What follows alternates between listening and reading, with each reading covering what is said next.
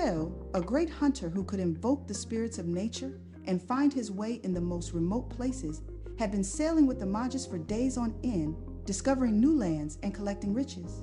The mages had a great knowledge of the sea and thought themselves its masters, but they had grown arrogant. They'd been out at sea for so long that they ran out of food, and the fish were failing. So they decided to dock on a stretch of coastline where the mountains met the sea to search for animals. Right away, Yafo vanished for 3 days and nights, and no one knew where he had gone. On the 4th day, the Majus found him on the peak of a jagged mountain with his face turned up to the sky. He was calling on the gods with ancestral movements.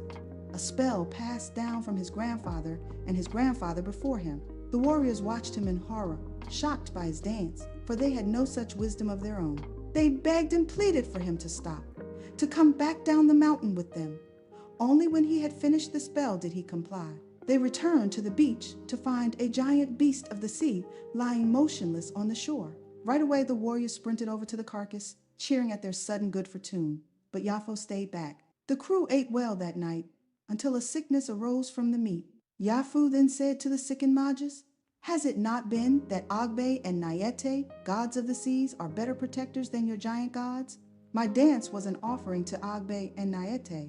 They have never failed me." So the men spit out the fish and burned the rest of it, sacrificing the meat to Agbe and Nayete and their giant gods together.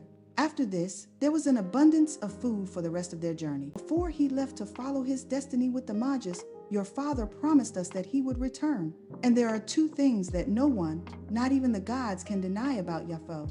He always gets what he wants, and he always keeps his promises.